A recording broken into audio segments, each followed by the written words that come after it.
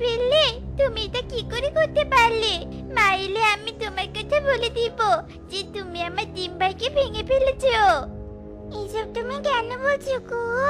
আমি তো তোমার ডিম ভাইকে ভেঙে ফেলিনি, তুমি তো তোমার ডিম ভাইকে বল দিয়ে ভেঙে ফেলেছো। তাহলে আমার নামে মিথ্যে কথা কেন বলছো? আমি তোমার সাথে কোনোদিনও খেলবো না কুহু, তুমি খুব বাজে, খুব বাজে। এরপর টুকি বাড়িতে চলে যায়। আর কিছুক্ষণ পরই কাকুলি বাড়িতে আসে আর এসে দেখতে পায় তার ডিম ভেঙে পড়ে আছে। এরপর কাকুলি অনেক কষ্ট পায়। এ কি, আমার ডিমটা ভেঙে গেল কি করে?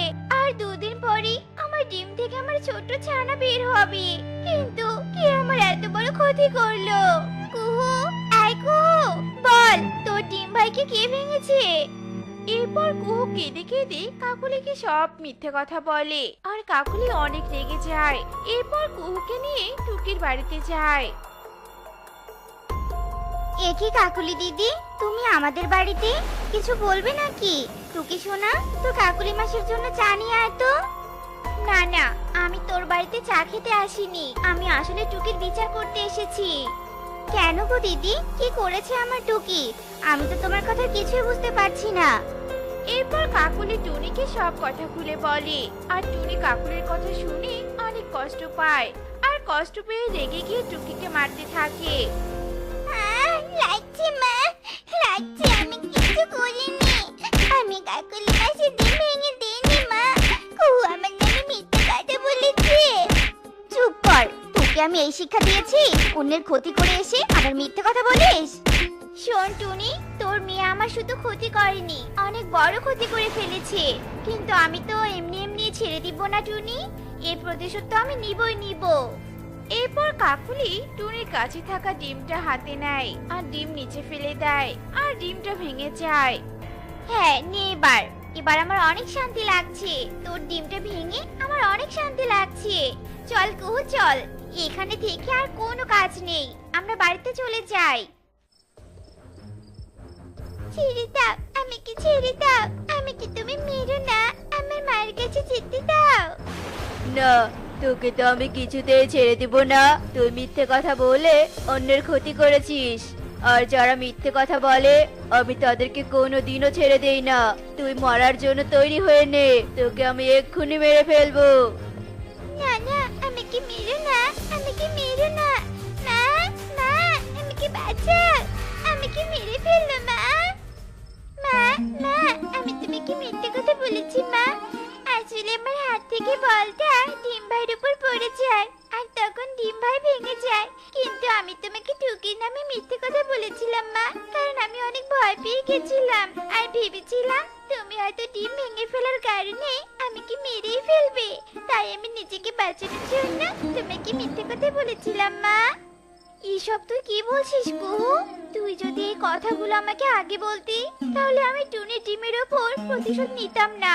তোর মিথ্যে বলার কারণে আমি টুনির ডিম ভেঙে অনেক ভুল করে ফেলেছি, এখন আমি টুনিকে মুখ দেখাবো কি করে?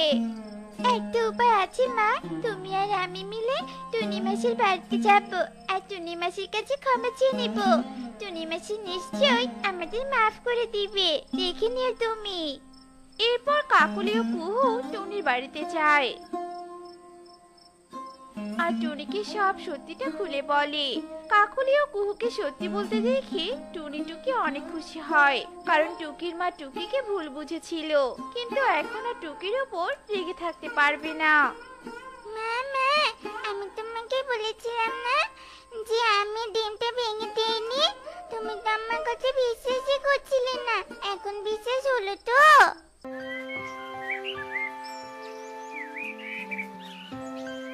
তারাও কালু, আমাকে আঘাত করো না, আমি যে বড়ই অসহায় হয়ে পড়েছি, অনেকদিন থেকে কেউ আমাদের যত্ন করে না, পানিও দেয় না, আর তাই আমরা শুকিয়ে গেছি, তোমরা যদি আমাদেরকে একটু পানি দাও তাহলে হয়তো আমরা আমাদের জীবন ফিরে পাবো, আর আমরা গাছেরা তো তোমাদেরকে ফল ফুল কাট দিয়ে থাকি, তাহলে তোমরা আমাদেরকে না কেটে আমাদের জীবন বাঁচিয়ে দাও। দেখো কাকুলি, এই শুকনো গাছ আবার নাকি বাঁচতে চাইছে, এদেরকে বাঁচিয়ে দিলে আমরা রান্না করা কাঠ পাবো কোথা থেকে? আর তোদেরকে পানি দিলে যে তোরা জীবন ফিরিয়ে পাবি তার কি গ্যারান্টি আছে? কালু, কালু, তুমি একটা জিনিস খেয়াল করেছো? যার জীবন নেই সে কথা বলছে কি করে? তার মানে এই গাছের মধ্যে কোনো আত্মা বন্দী নেই তো আবার? হ্যাঁ হ্যাঁ কাকুলি, তাই হবে হয়তো।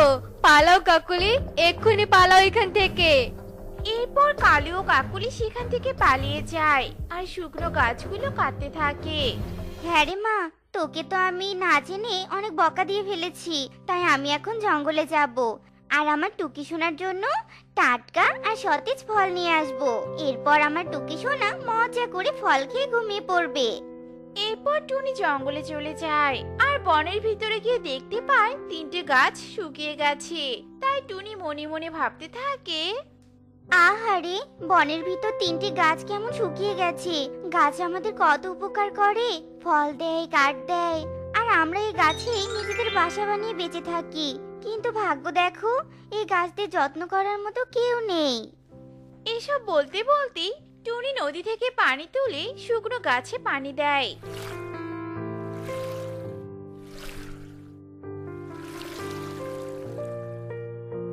এরপর বন থেকে ফল নিয়ে বাড়িতে চলে আসে।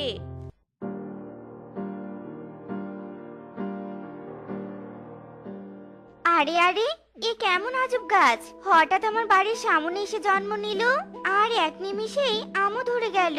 তাও আবার যে সে আম নয়, পুরোটাই হলুদ আম। মা, ও মা, আমি আম খাবো, আমাকে আম পেড়ে দাও না মা।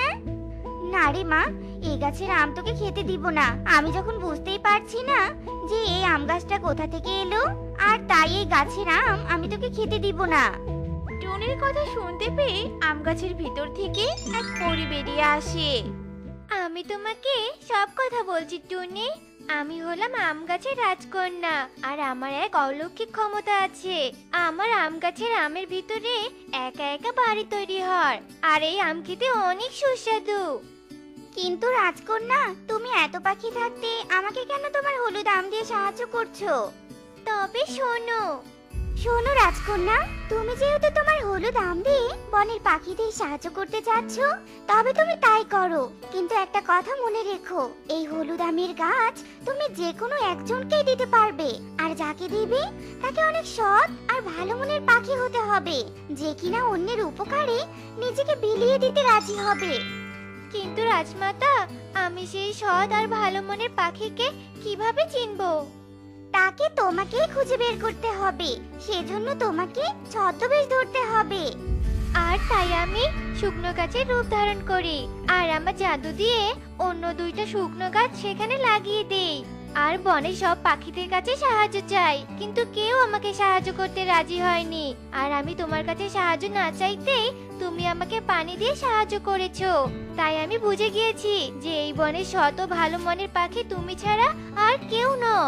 আর একটা কথা শোনো টুনি, এই হলুদ গাছের আম তুমি যতদিন বেঁচে থাকবে আর এই গাছও ঠিক ততদিন বেঁচে থাকবে। এরপর পরি সেখান থেকে চলে যায়। আম নিয়ে যাও, আম, হলুদ হলুদ আম। শুধু এই আম খেতে সুস্বাদু নয়, এই আম দিয়ে কোনো প্রকার কষ্ট ছাড়াই বাড়ি তৈরি করা যায়। এসো এসো, আম নিয়ে যাও, আম। কিরে টুনি, তোর হলুদ আম দিয়ে কোনো রকম কষ্ট ছাড়াই বাড়ি তৈরি করা যাবে? এটা আবার কেমন ধরনের আম রে? তুই আবার আমাদেরকে বোকা বানাচ্ছিস না তো? না গো তোতা দাদা, আমি তোমাদের মিথ্যে কথা বলছি না। তোমরা চাইলে এক্ষুনি পরীক্ষা করে দেখতে পারো।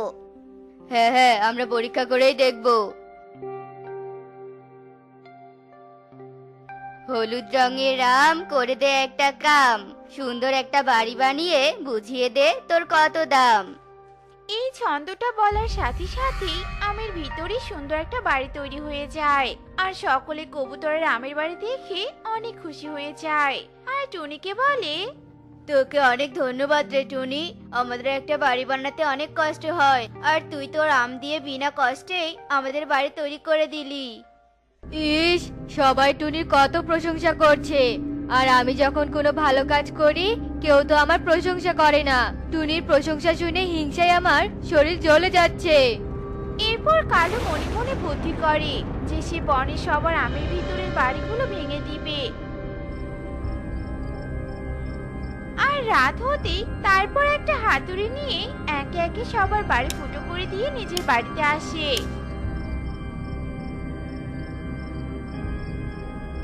এখন যদি বৃষ্টি আসে তাহলে সবার ঘরে পানি ঢুকবে, আর তখন সবাই টুনিকে গিয়ে ইচ্ছা মতো মারবে। এখন আমার শান্তিতে একটু ঘুম হবে। হা হা হা হা। এসব তুমি কি বলছো কালু? টুনিকে মার খাওয়ানোর জন্য তুমি সবার ঘরে ছাদ ফুটো করে দিয়েছো? ভালোই করেছো। বনের সবাই টুনির নামে অনেক প্রশংসা করেছে।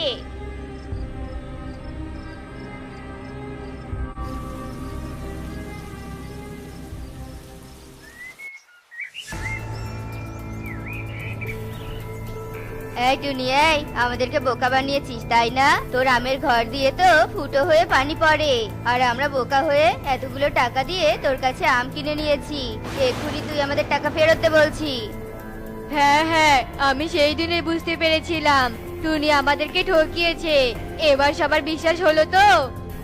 দেখ টুনি, ভালোই ভালোই বলছি, আমাদের টাকাগুলো ফিরিয়ে দে, নয়তো তোকে এই বন থেকে মারতে মারতে তাড়িয়ে দিব। তোমরা এসব কি বলছো? এমনটা তো হতেই পারে না।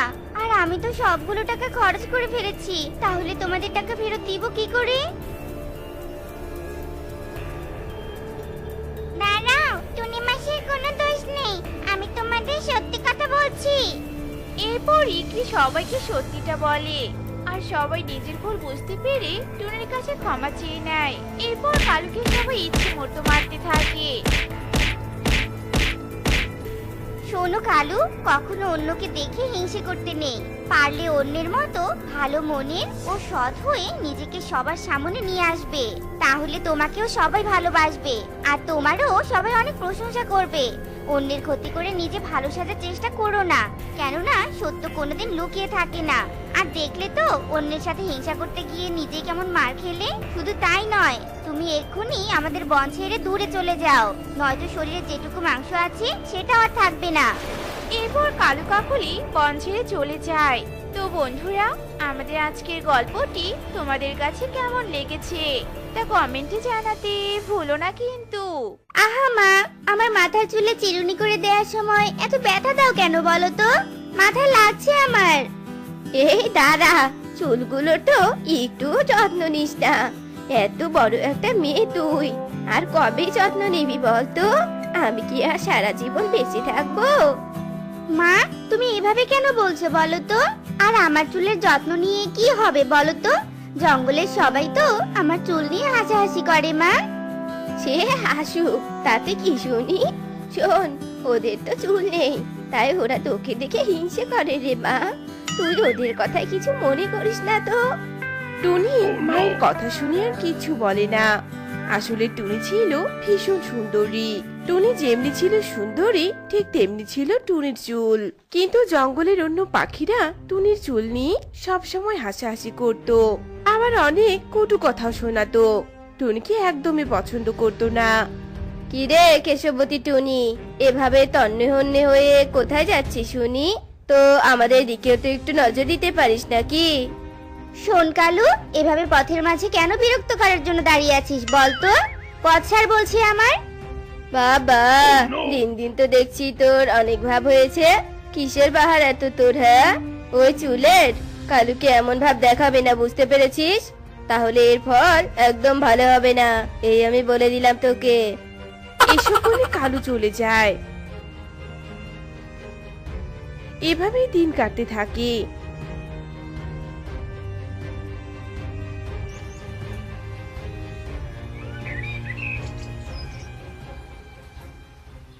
দিন দিন টুনির সাথে সবাই আরো অনেক খারাপ ব্যবহার করতে থাকে। সুখী, এই সুখী, তোরা একা একা কলেজে যাচ্ছিস কেন বলতো? আমাকে ডাকিসনি কেন? কাকুলি, তুইও তো আমাকে ডাকিসনি কেন রে? শোন টুনি, আমি তোর সাথে কলেজে যেতে পারবো না। তোর যা ভাব হয়েছে না আজকাল, এক গোছা লম্বা চুল আছে বলে তোর ভাব দেখে মনে হয় তুই মাথা কিনে নিয়েছিস। যত সব। আমি তোদের সাথে ভাব দেখালাম কি করে বলতো? আর আমার তো সে জন্ম থেকেই মাথায় চুল, তাই বলে তোরা এমন করবি? শোন টুনি, তুই তো একটা অপয়া, তাই তোর মাথায় এমন চুল। কই, আমাদের মাথায় তো চুল হয়নি, তাহলে তোর মাথায় কেন চুল? শোন, মা বলেছে যারা ভাগ্যবতী তাদের মাথায় চুল হয়ে থাকে। আমি অনেক ভাগ্যবতী, তাই আমার মাথায় চুল। আমি কোনো অপয়া নই, বুঝেছিস? যতই সুন্দর লাগুক না কেন, অপয়া অপয়াই থেকে যাবে। যা তো তুই তোর মতো কলেজে যা, আমরা আমাদের মতো যাব। এসব বলে ওরা সবাই চলে যায়।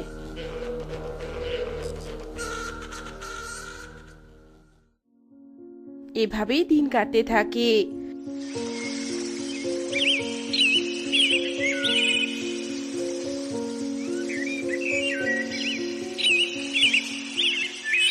মা, ও মা, আমি আমার মাথার এই চুল কেটে ফেলবো। আমার এই লম্বা বেনির জন্য জঙ্গলের পাখিরা আমার সাথে কত খারাপ ব্যবহার করে। তুমি আমাকে ন্যাড়া করে দাও মা, ন্যাড়া করে দাও। তুই আজকেও পাখিদের কথা এমন কান্নাকাটি করছিস কেন বলতো, কেন? তুই হলি আমার ভাগ্যবতী মেয়ে, তুই কোনো অপয়া না। তাই তো পাছে লোকে কিছু বলে রে মা। এটা শুনে একদম কাঁদবি না কিন্তু। মায়ের কথা শুনে টুনি কান্না থামিয়ে দেয় আর নিজের ঘরে চলে যায়।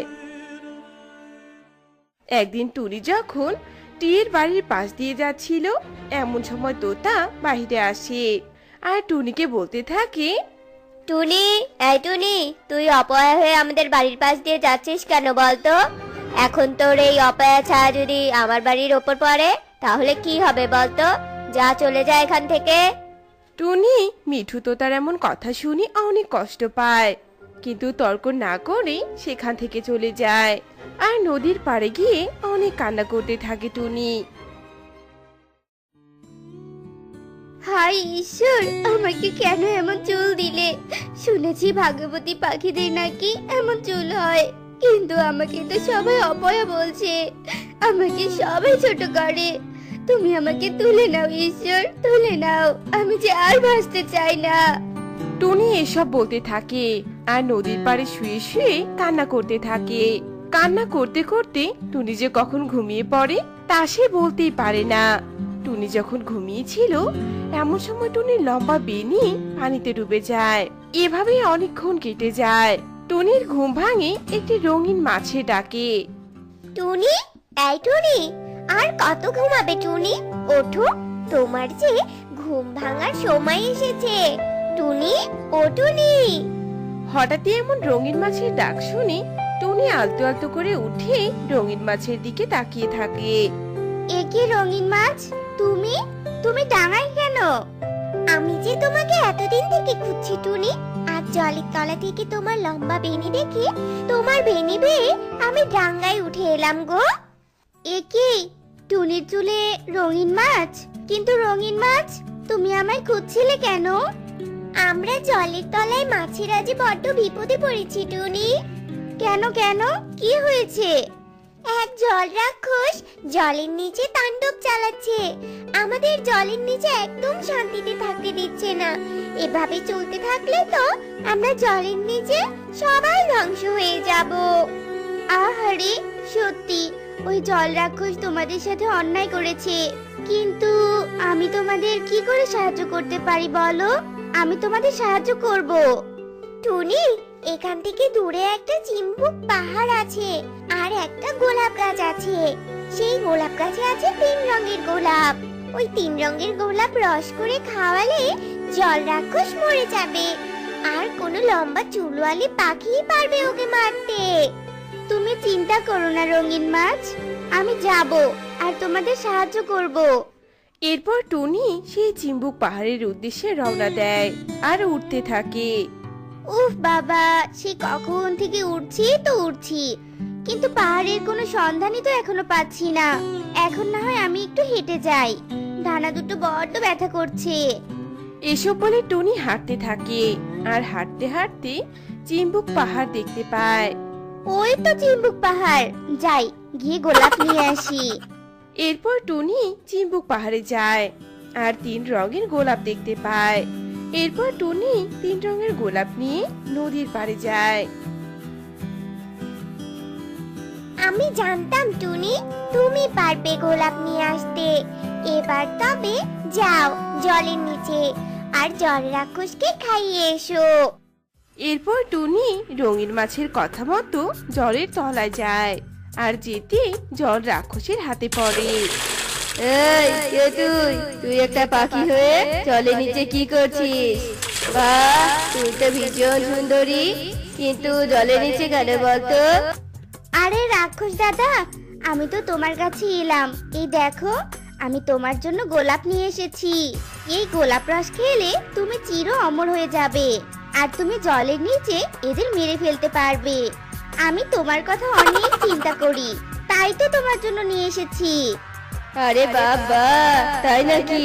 তাহলে দে দে আমাকে রস করে, আমি এক্ষুনি খাচ্ছি, আমি চির অমর হব। হা, হা, হা, হা, হা। এরপর টুনি গোলাপ তিনটি রস করে জল রাক্ষসকে দেয়, আর সেই রস খেয়ে জল রাক্ষস সেখানেই ভস্ম হয়ে যায়। তখনই সেখানে রঙিন মাছ চলে আসে। টুনি, তোমাকে অনেক ধন্যবাদ, তোমার জন্য আমরা রক্ষা পেলাম। তবে তাড়াতাড়ি ডাঙায় চলো, তুমি তো বেশিক্ষণ জলের নিচে থাকতে পারবে না। এরপর ওরা ডাঙায় চলে আসে। এবার তুমি বাড়িতে যাও টুনি। এখন থেকে তোমার সাথে কেউ খারাপ ব্যবহার করবে না, কারণ পাখি মাতা তোমার উপর সন্তুষ্ট হয়ে সবাইকে সাবধান করেছে। জঙ্গলের সবাই ওদের ভুল বুঝতে পেরেছে। রঙিন মাছের কথা শুনে টুনি অনেক খুশি হয় আর বাড়িতে চলে যায়। এরপর থেকে ওরা সুখী শান্তিতে দিন কাটাতে থাকে।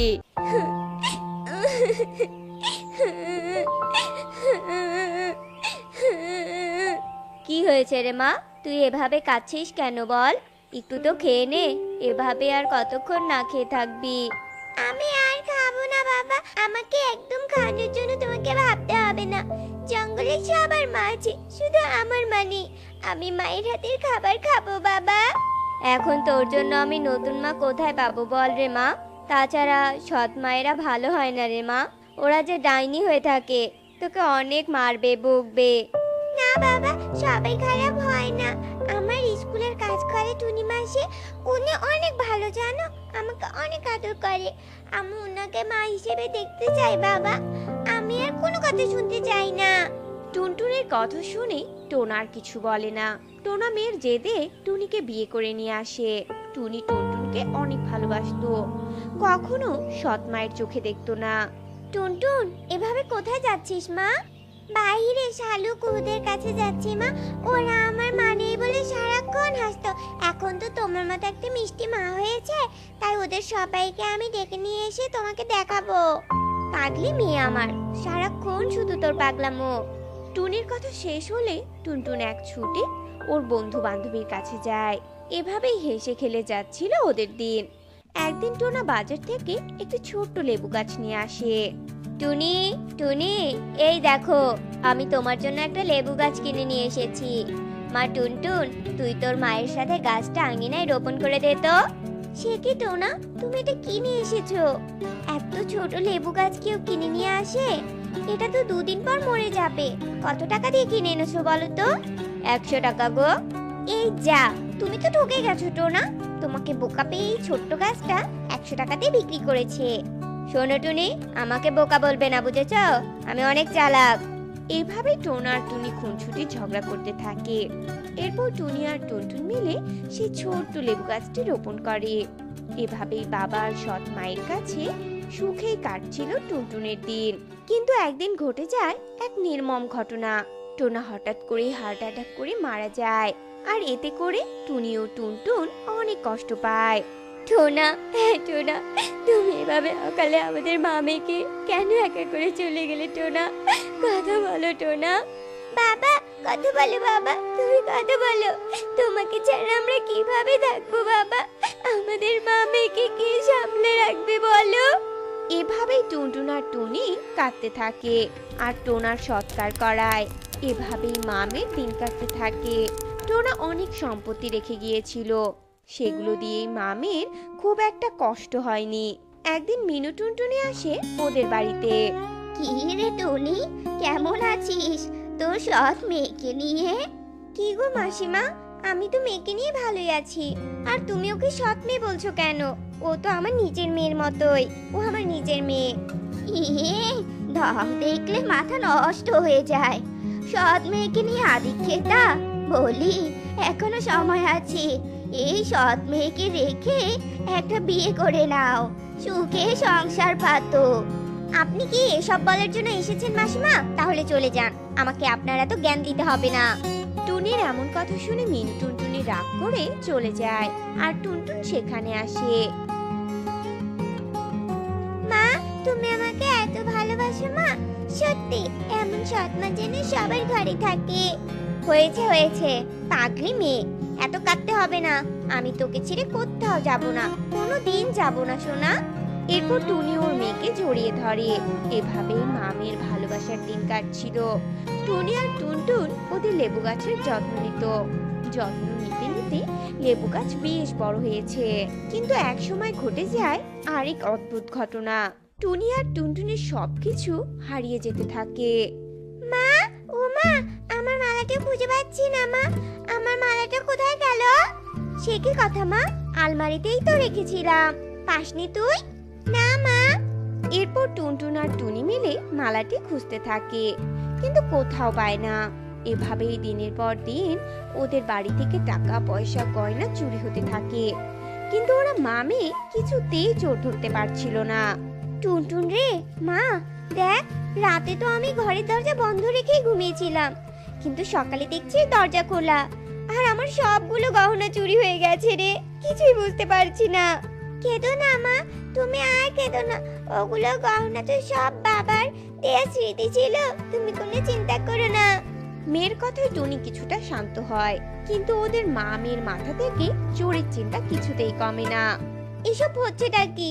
এই চোরকে তো কিছুতেই আমি ধরতে পারছি না। এভাবে কি শত্রুতা করছে আমাদের ওপর? এভাবে টুনি দিন দিন চিন্তা আরো বাড়িয়ে দেয়।